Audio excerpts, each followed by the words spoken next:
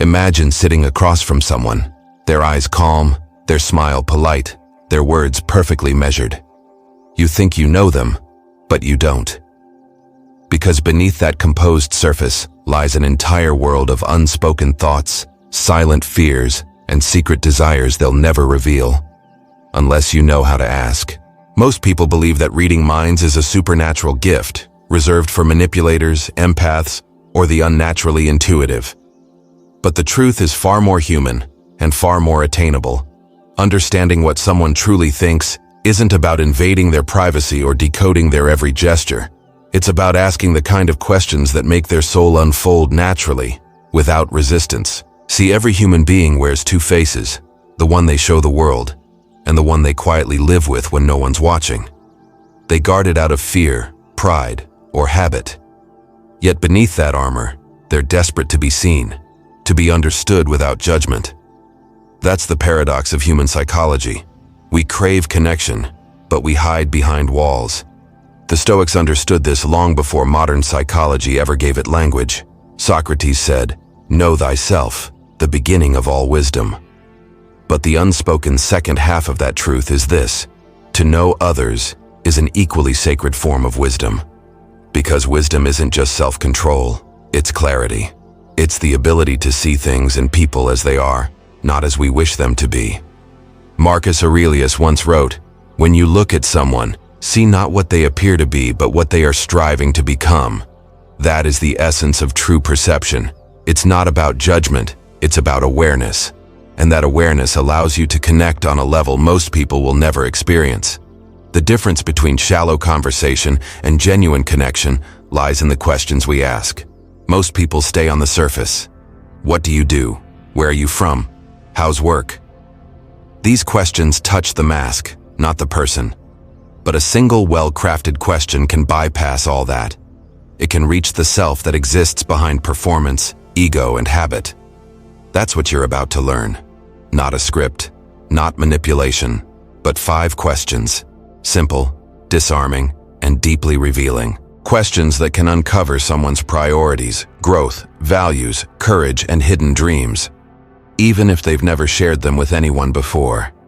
Each one is built on a timeless Stoic principle, the pursuit of understanding, not control. Because when you understand people, truly understand them, you don't need to control them. You can predict their reactions, sense their motives, and connect to the part of them that is real. And that is far more powerful than any tactic of persuasion. Think about it.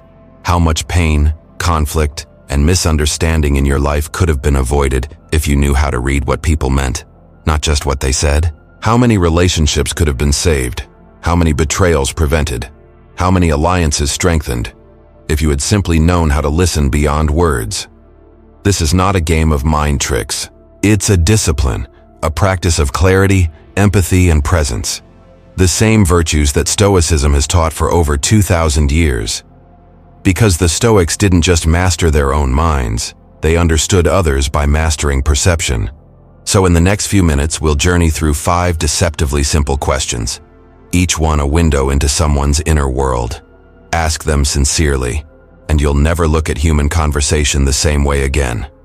These are not just questions, they are keys to understanding the hidden architecture of human nature, to seeing not just faces, but motives, not just reactions, but values, not just who someone is, but who they're becoming. If you're seeking real human clarity, if you want to learn the kind of wisdom that builds trust, deepens connection, and gives you peace in a world addicted to noise, subscribe to True Stoic Way, where understanding becomes power. The first question seems simple, but it's a psychological mirror. What's been the highlight of your week so far? On the surface, it sounds like small talk. In reality, it's a precision instrument that quietly reflects a person's values, priorities, and the kind of life they're actually building. The brain is wired to notice and remember what it rewards. When you ask someone for a highlight, you're asking them to retrieve a moment tagged by dopamine, the neurochemical that reinforces what we find salient and satisfying. That recall isn't random, it's filtered by attention bias. We notice more of what we value, We remember more of what we notice, and we talk more about what we remember. A single highlight therefore reveals the loop that runs their life, what their mind hunts for, encodes, and repeats. This is why the question is both safe and deep. It doesn't pry into trauma or invade privacy. It invites a person to choose one bright bead on the string of their week. But in choosing, they show you the rest of the necklace. A parent who lights up describing 20 messy minutes building a lopsided Lego castle with his daughter is telling you far more than I spent time with my kid. He's revealing that presence outranks productivity, and that joy for him is measured in shared attention, not achievement. A woman who smiles as she recalls a silent sunrise walk before the city woke up is confessing a devotion to solitude and rhythm. Peace is not an indulgence for her. It's a discipline. A friend who can't stop talking about a spontaneous rainy night faux spot he stumbled into with his sister is broadcasting curiosity and family loyalty, but also a taste for discovery. He's alive when he finds what most people overlook. Listen to the energy shifts as they answer. They are the tells that no resume can fake. Notice the voice first. Does their tone rise without effort? Does their pace quicken? Does the timbre warm? People don't just speak their values, they breathe them. Breath becomes deeper when we revisit something meaningful. Micropauses appear before words that matter, as if the nervous system is choosing the most honest phrasing it can find. Watch posture. A closed chest opens, the shoulders relax, the spine lifts almost imperceptibly. The eyes will betray everything. They'll widen at the memory of awe, soften at the memory of tenderness, or focus sharply when recalling mastery. Even hands participate, animated when the highlight involved motion or creation, still when the moment was about reverence or attention. If you're truly paying attention, you'll feel the room change by a few degrees. That is the body telling you, here, this is where I live. Stoic wisdom anticipated this long before lab studies named it. Marcus Aurelius reminded himself, very little is needed to make a happy life. It is all within yourself, in your way of thinking. When you ask for a highlight, you're discovering what that very little is for them. For one person, it might be progress, checking a stubborn task off a list. For another, it's communion. One unhurried meal with a person who speaks the same inner language. Seneca wrote, "True happiness is to enjoy the present, without anxious dependence on the future." The answer to this question exposes where their present tense becomes most alive. Consider a few scenes. A newly married man tells you almost sheepishly that his highlight was doing dishes with his wife after a long day. No phones, just quiet teamwork and a running joke. He's not talking about plates. He's telling you that partnership and small rituals are his sanctuary. Months later, when stress rips through his schedule, you'll know precisely what to protect for him. Or think of a teenage niece who, when asked, beams and says, "Honestly, convincing grandma to teach me the old lullaby." That's not about music.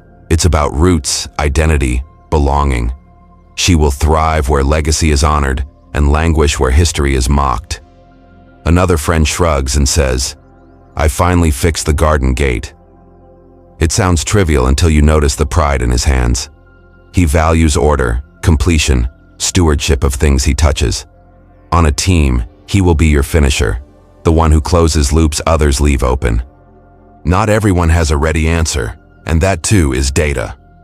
If a person stares into the middle distance and says, "I can't think of anything," you've just learned something vital about their season of life.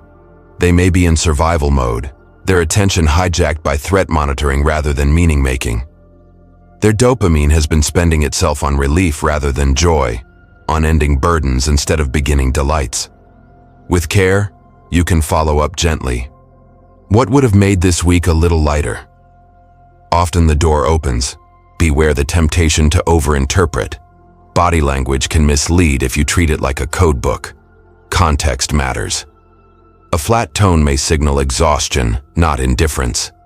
Rapid speech might mean enthusiasm or anxiety. Calibrate by asking one more curious, pressure-free question. What about that moment made it stand out? This keeps the mirror facing them, not your projections. There's also a hidden layer to this question.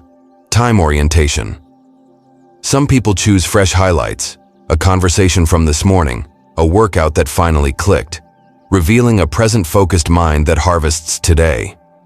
Others choose an event from earlier in the week they're still chewing on, a sign they process slowly and savor.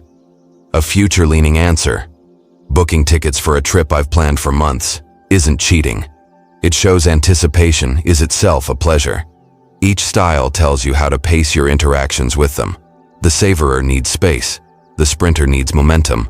The planner needs a horizon. The first question also exposes the ecosystem of their joy. Was the highlight solitary or shared? Planned or spontaneous? Physical, intellectual, emotional, or spiritual? A highlight anchored in helping, carrying groceries for a stranger in the rain, signals a service orientation you can trust when stakes are high. A highlight anchored in craft, finally nailing the bridge of a song, reveals a maker's temperament that craves deliberate practice and flow. A highlight anchored in wonder, seeing Orion for the first time from a dark field, belongs to a soul that needs awe like oxygen. You can learn to listen for all of this without turning conversations into analysis sessions. It's less about diagnosing and more about witnessing. Ask once, then get quiet. Let their attention show you what it loves.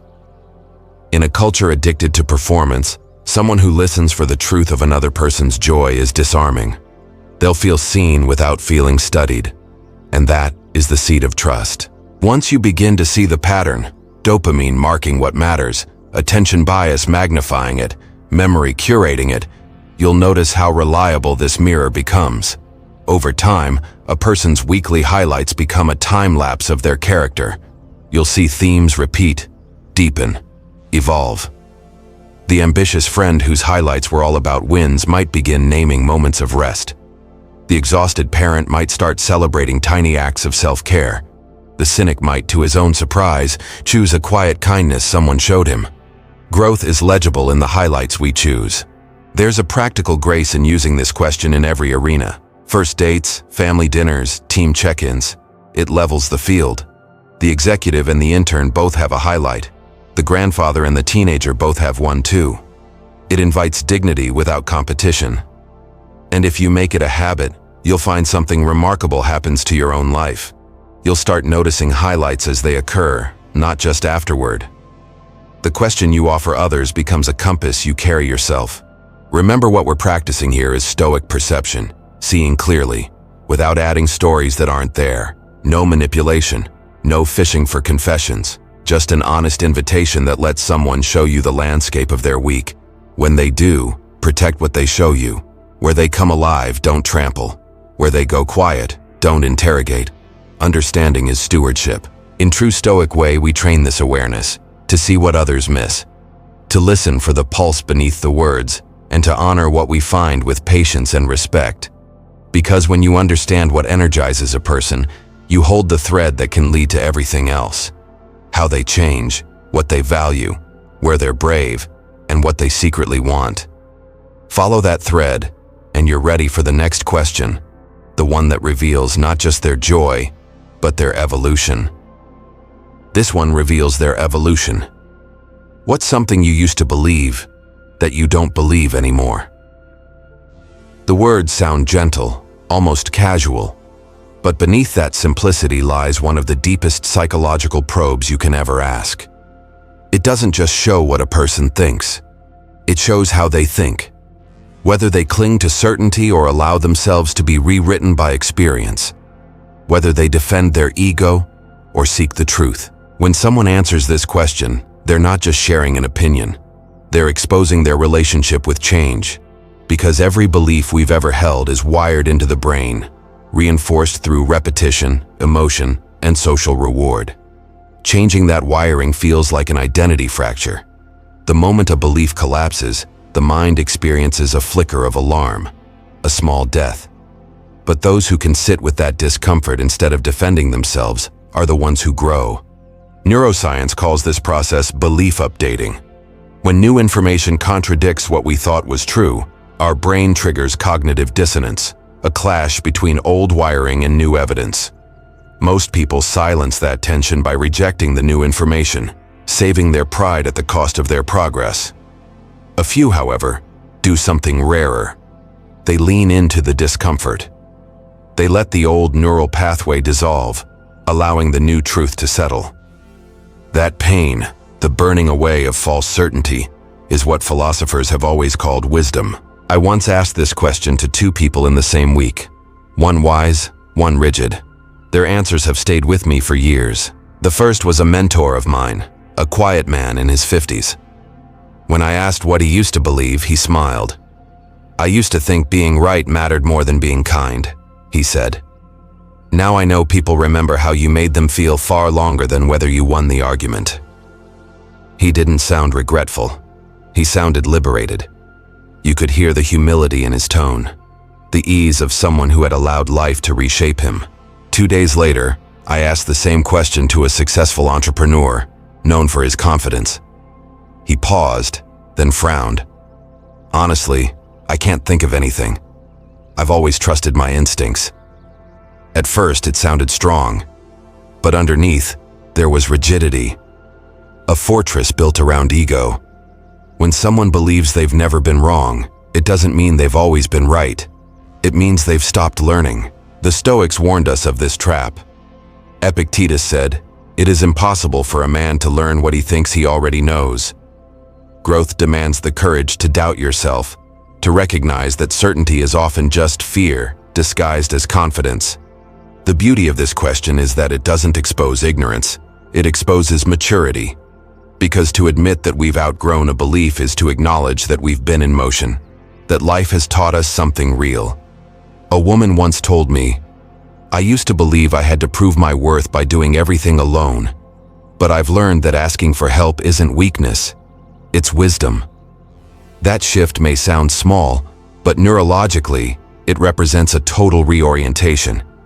From defense to connection, from cortisol-driven self-protection to oxytocin-driven collaboration. She didn't just change her mind, she rewired her nervous system.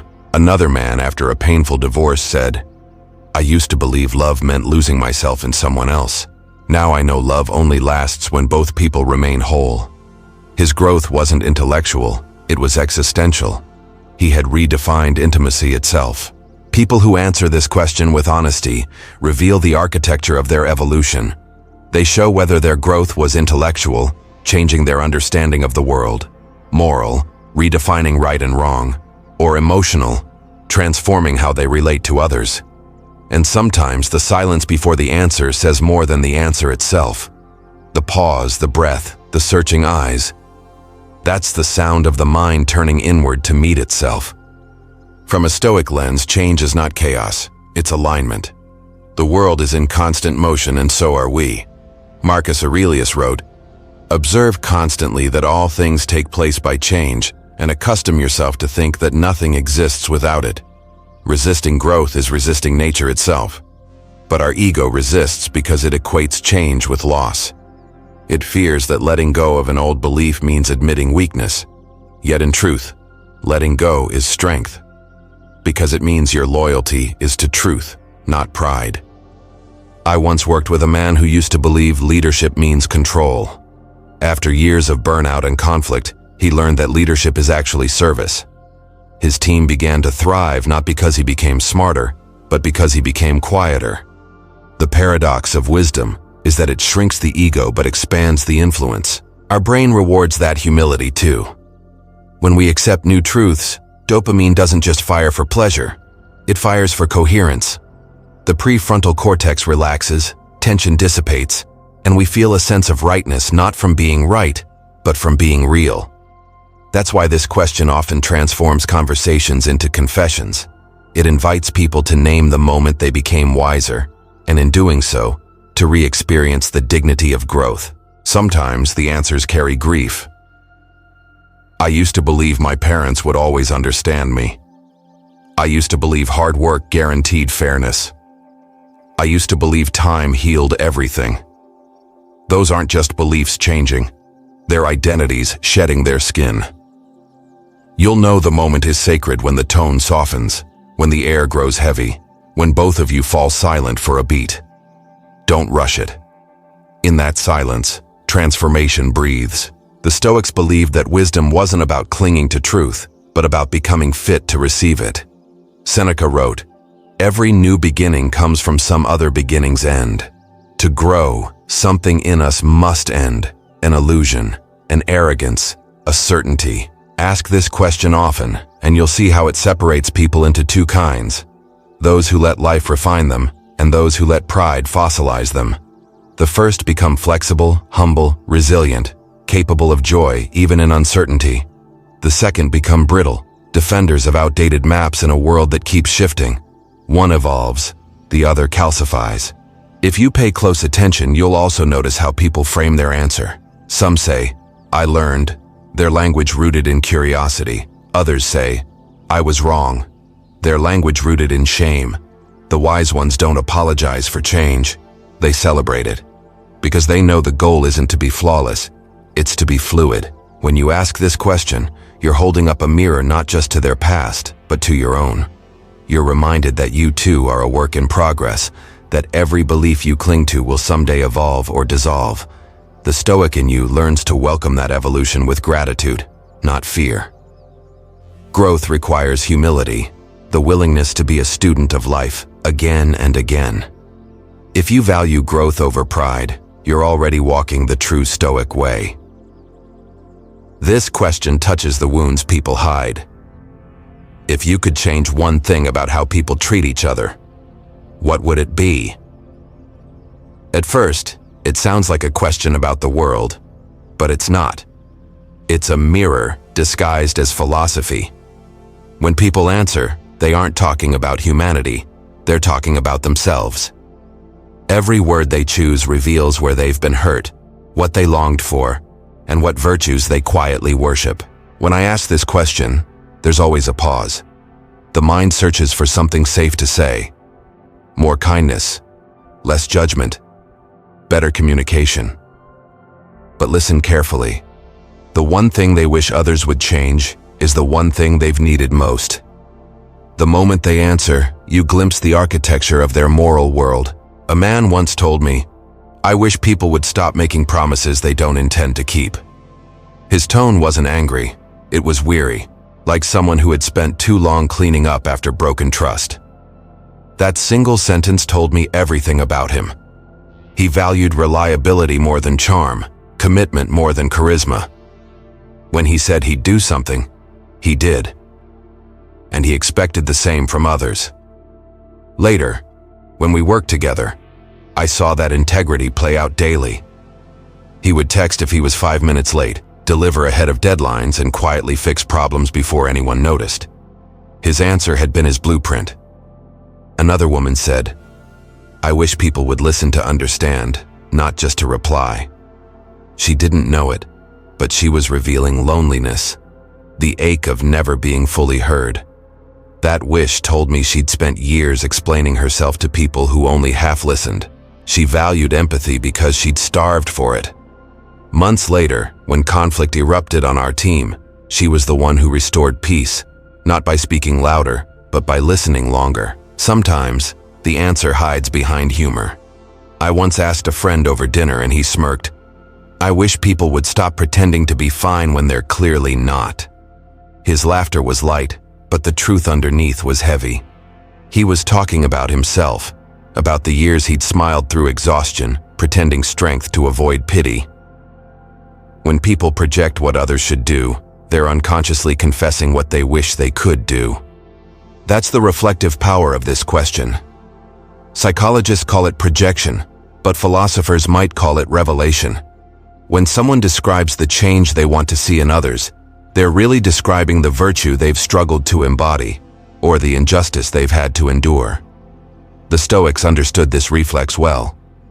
They taught that how we perceive others is shaped by what we failed to discipline within ourselves. Marcus Aurelius warned, "If anyone can refute me, show me I am mistaken, I shall gladly change, for I seek the truth which never harmed anyone. The harm is to persist in one's own self-deception." Justice, in the Stoic sense, isn't just fairness in society, it's honesty in perception. To see others clearly, you must first see yourself without illusion. When people answer this question with frustration, I wish people would stop being fake. I wish people weren't so selfish.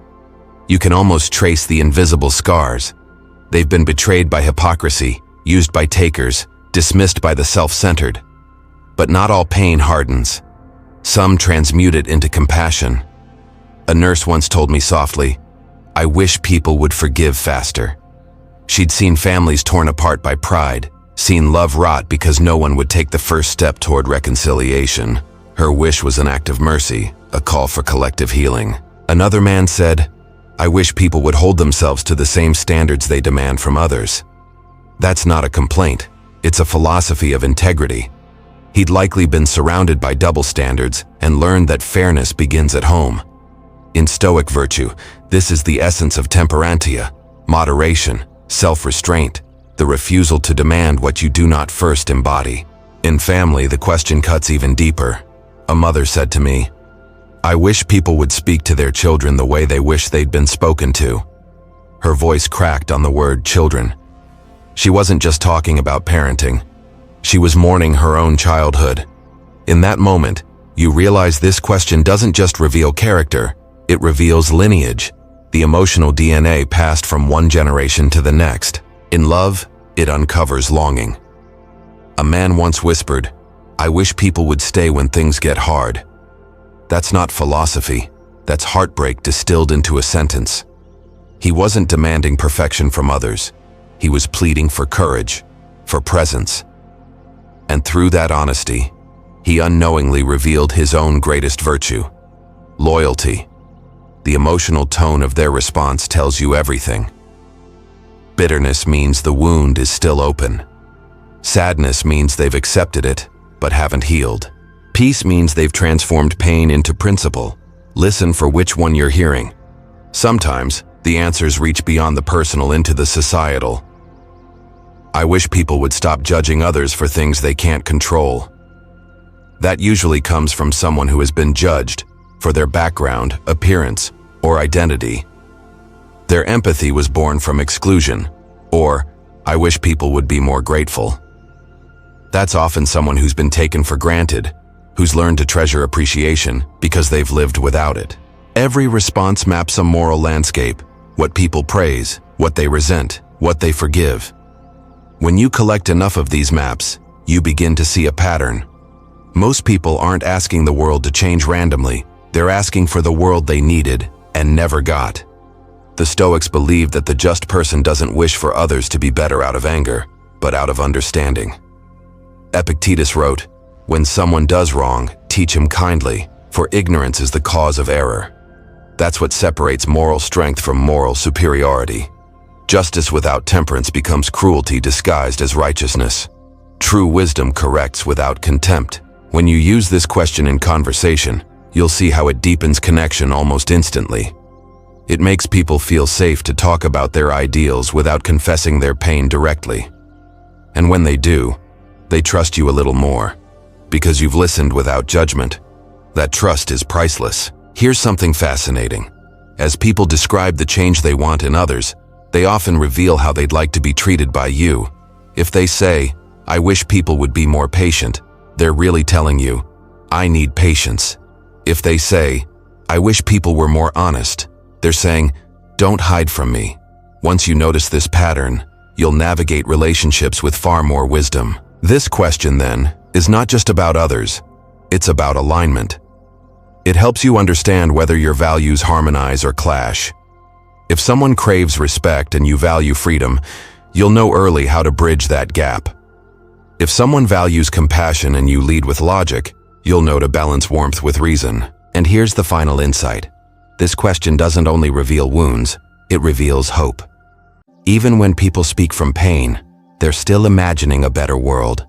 That capacity for moral imagination is one of the highest Stoic virtues, believing that humanity can improve while remaining calm when it doesn't.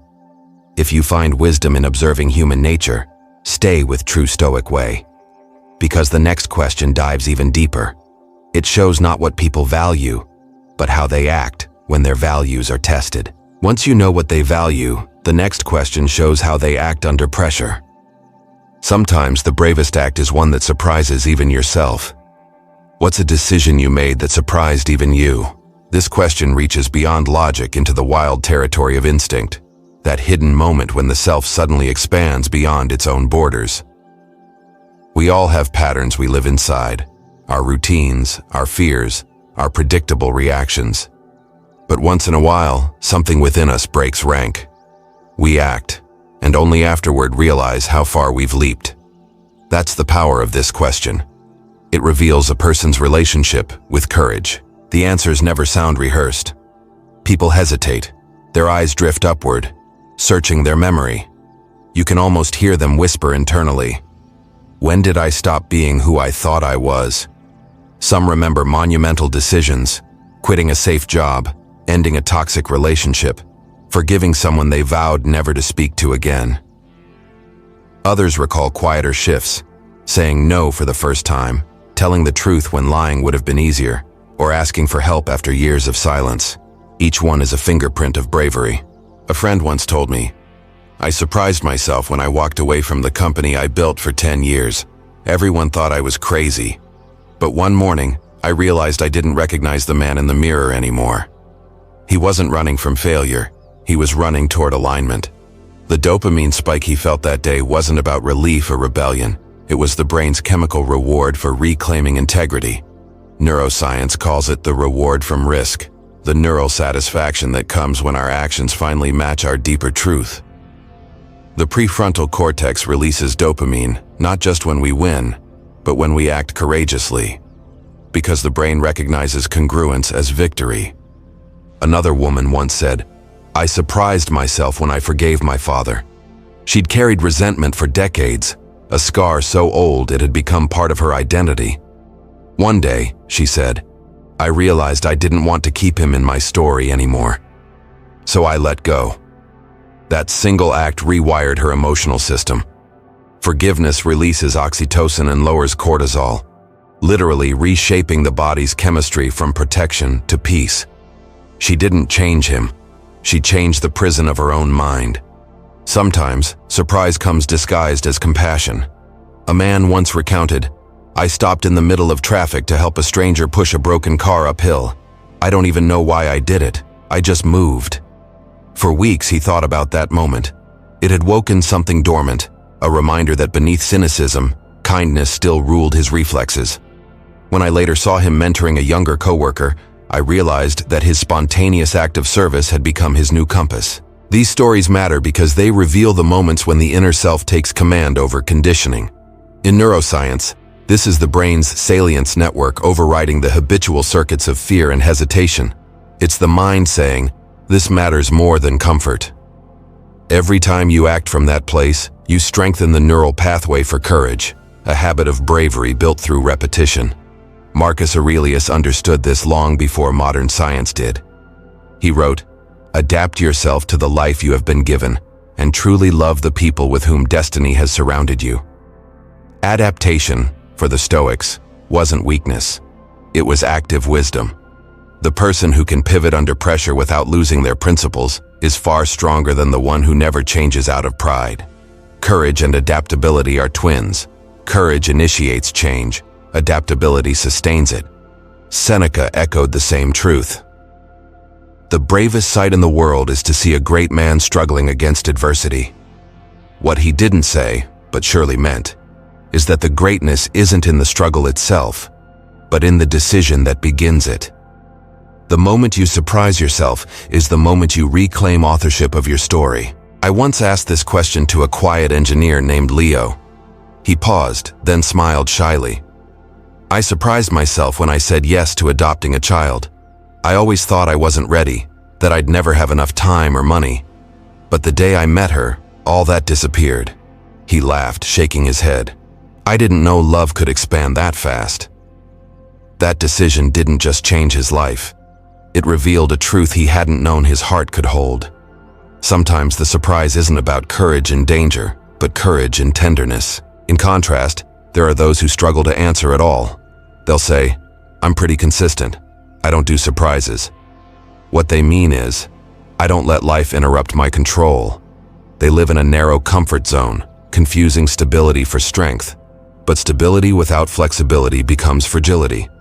A life without surprise is a life without discovery. You can tell how a person relates to growth by how they talk about their own surprises. Some speak with pride. I can't believe I did that. Others with curiosity. I wonder what part of me needed that change. The most alive people view self-surprise not as anomaly, but as evolution. They expect themselves to outgrow their own limits. There's a pattern here. Every surprising decision shares the same anatomy. First comes tension, the brain's alarm system resisting uncertainty. Then comes the spike, a burst of dopamine as you step beyond fear. Finally comes integration, the calm that follows when the nervous system realizes it survived and even thrived. Courage is not the absence of fear, it's fear reorganized into action. This question also reveals where people find their courage. Some act from conviction, a moral code that overrides risk. Others act from emotion, love, empathy, instinct. And some act from awakening, that quiet voice that whispers, enough. Whichever path they take, it shows you what motivates them under pressure: duty, compassion, or self-realization. The Stoics called this harmony between fear and reason euthymia, a state of inner steadiness. It's what allows a person to move decisively in chaos without losing their center. When someone tells you about a time they surprised themselves, they're describing their brief encounter with euthymia, that moment when action and clarity merged. And yet, courage doesn't always look dramatic. Sometimes it's choosing to rest when everyone glorifies exhaustion. Sometimes it's choosing honesty when silence would be safer. Sometimes it's walking away from an argument because peace is more valuable than victory. These quiet decisions too are acts of rebellion against the ego. When you ask this question, don't rush the silence after. People need time to step back into that memory. When they do, their tone softens, pride and humility mixing in equal measure. You'll see them revisit who they were before the decision and who they became after. That's the transformation you're listening for. Because once a person has surprised themselves, they've glimpsed their own potential. They now know they are larger than their fear. And once you know what someone is capable of, you understand not just their courage, but their limits, their values, and their breaking points. And once they show you what they're capable of, the final question reveals what their soul truly desires. Subscribe if you seek courage, not comfort, in understanding life. Remove the fear of failure, and what remains is truth. What would you do if you knew you couldn't fail? This is the final and most revealing question, because it removes the one force that silently governs most of human life: fear.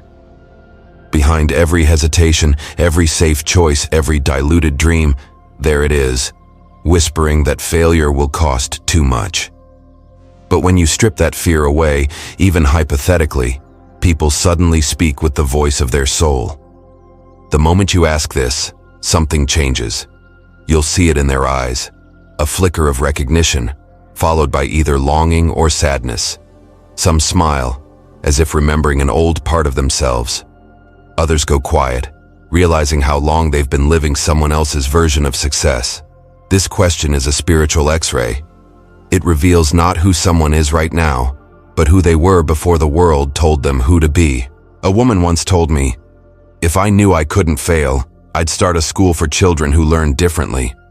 I'd make education feel like discovery, not punishment." Her voice trembled, but her words carried conviction. For years she had worked in administration, safe, structured, invisible. That single answer revealed a soul driven by compassion and creativity, stifled by the illusion of security. A few months later, she began tutoring part-time. It wasn't a grand leap, but it was the beginning of alignment, and the brain rewards alignment the same way it rewards achievement. Dopamine doesn't care about scale. It responds to authenticity, another man said quietly. I'd move to a small coastal town and paint. Not for money, just to see what colors live inside me. He laughed, embarrassed by his own honesty. But the neuroscience of imagination tells us that even picturing such a life activates the same neural networks as actually living it. The body feels what the heart confesses. In that moment, he wasn't daydreaming. He was remembering freedom. And then there was the entrepreneur who surprised me most. If I couldn't fail, he said, I'd spend my life teaching people in poor communities how to build sustainable businesses. I'd stop chasing clients and start chasing impact. His confession broke through years of conditioning, the belief that worth equals wealth. You could almost hear the ego loosening its grip. Each of these answers carries the same emotional frequency: liberation. Because underneath every dream is the desire to live without apology. But why do so few of us live from that place? The answer lies in the architecture of fear, conditioning, judgment, and ego. From childhood, we are conditioned to equate safety with virtue. The brain learns that approval equals survival, and soon our choices bend toward what earns applause rather than what sparks joy. This is why so many adults can't even name their dreams without shame. They've spent decades filtering desire through the expectations of others. When you ask this question, you're inviting them to bypass that conditioning, to imagine for a moment that they are answerable only to truth. Then there's judgment. Most people don't fear failure itself. They fear being seen failing. The social brain, particularly the anterior cingulate cortex, is wired to register rejection as pain. That's why public embarrassment can feel as raw as a physical wound. We suppress our boldest ideas not because they're impossible, but because we can't bear the imagined laughter of others. The Stoics knew this well. Epictetus wrote, "If you want to improve, be content to be thought foolish and stupid." True freedom begins when your vision becomes more important than your reputation. Finally, there's ego. That fragile structure that prefers mediocrity it can control over greatness it might lose. Ego clings to certainty. It says, better the cage you know than the sky you can't predict. But Stoicism teaches the opposite. Marcus Aurelius reminded himself daily that the impediment to action advances action. What stands in the way becomes the way. In other words, fear isn't a signal to stop. It's the direction you're meant to go. When someone answers this question sincerely, you glimpse not just their ambitions, but their moral core. A creative spirit dreams of expression, to turn imagination into form. A servant soul dreams of impact, to ease suffering and leave the world lighter. A seeker dreams of freedom, not from responsibility, but from pretense. Each dream exposes what they believe gives life meaning. I once met a retired soldier who said, "If I couldn't fail, I'd open a sanctuary for stray dogs." I asked why. He smiled faintly. Because they're loyal and silent, like the people I lost. His dream wasn't about animals. It was about healing. About recreating the loyalty and peace that war had stolen from him. Dreams are rarely random. They're psychological fingerprints of what the soul has been denied. The person who dreams of teaching likely once felt unheard. The one who dreams of creating probably spent years unseen. The one who dreams of traveling the world often craves the inner freedom they were never allowed to feel. When you listen this way, every dream becomes a confession of need and a map toward fulfillment. The Stoics would call this inner work oikeiosis, the process of aligning with your true nature. They believed freedom is not the absence of limits, but harmony within them. Seneca wrote, "Freedom is found within the limits we accept." This means real liberation isn't doing everything you want. It's having the clarity to want only what aligns with who you are. So when someone tells you what they'd do if they couldn't fail, listen for the values beneath the vision. Are they driven by mastery or meaning? By power or peace? By recognition or contribution? Whatever they describe, you're seeing the raw blueprint of their soul before fear edits the drawing. And here's the paradox. The more vividly they describe their dream, the closer they are to realizing it. Because clarity precedes courage. Once you've articulated your true desire, the mind begins working unconsciously toward it, filtering opportunities and nudging choices. The Stoics might say that fate cooperates with the determined. Sometimes when I ask this question, people tear up. They realize the only thing standing between them and their dream isn't failure, it's permission. Permission to begin, to risk looking naive, to outgrow the life that no longer fits. The dopamine that once came from external praise can, over time, Shift to the quiet joy of internal congruence, the satisfaction of living truthfully. Understanding others starts by understanding the soul beneath their dreams, because what we want most reveals who we are without defense. And when you learn to listen for that, when you can hear the difference between ambition and calling, between fantasy and purpose, you'll never mistake noise for meaning again. Join True Stoic Way, where we turn reflection into revelation. 5 questions. 5 doors into the human soul. Each one reveals a different dimension of what makes us who we are. Energy, growth, values, courage, and dreams. Together, they form a map, not just to understand others, but to understand life itself. The first question, what's been the highlight of your week? Opens the door to energy.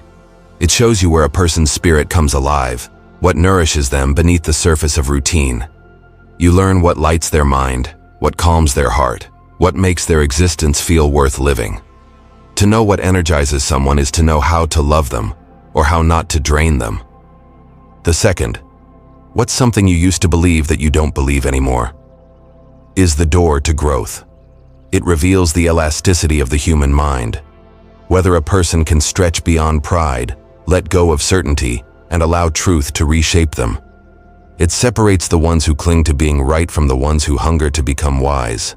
The third, if you could change one thing about how people treat each other, what would it be? Is the door to values. It uncovers the moral architecture built from pain and compassion alike. In every answer lies a story of betrayal, of empathy, of lessons earned the hard way. People reveal their ethics not by how they preach, but by what they wish others would heal. The fourth, what's a decision you made that surprised even yourself? Opens the door to courage. It shows you where a person's strength hides. The moment they stepped beyond fear, beyond logic, beyond habit, and saw themselves from a new vantage point. In those self-surprises, life rewrites its own story. Courage doesn't always roar. Sometimes it whispers, now. And the fifth, what would you do if you knew you couldn't fail?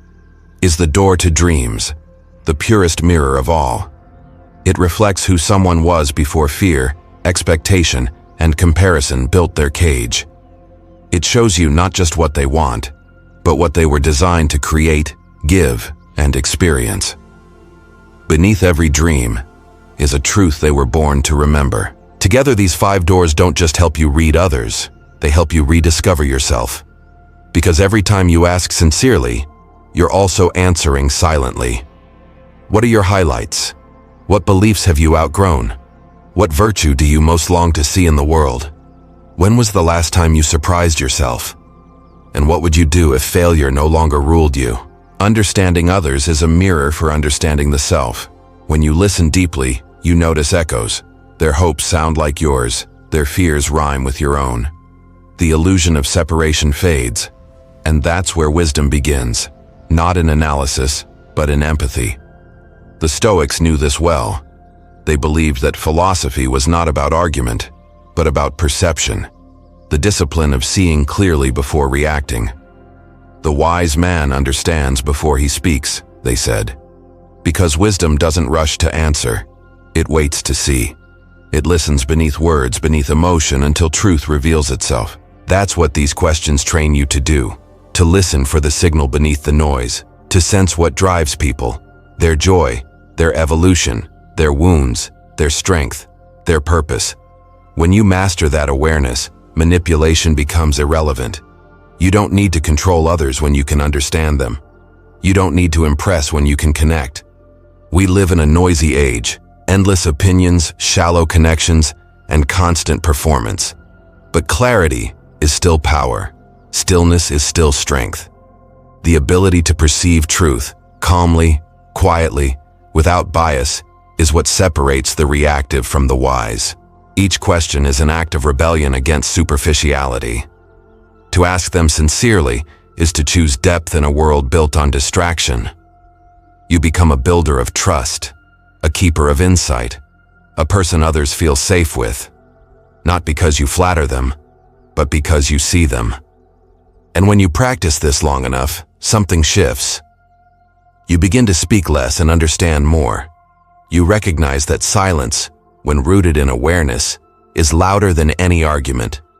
You stop seeking to win people over and start inviting them to reveal who they truly are.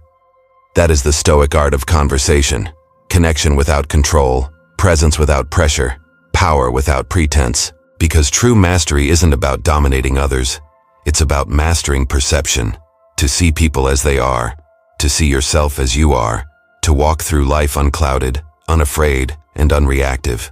So take these 5 questions with you. Use them not as tricks, but as tools. Let them open conversations, repair trust, and remind you that beneath every posture, every mask, every opinion, there's a human being, seeking the same thing you are: to be understood. And if this message resonated with you, if it reminded you of the kind of clarity you want to live by, then let's keep this wisdom alive. Like this message. Share it with those who still believe connection is rare. And subscribe to True Stoic Way, not for motivation, but for mastery of mind. Because those who understand, lead. And those who lead, do so with silence, clarity, and strength.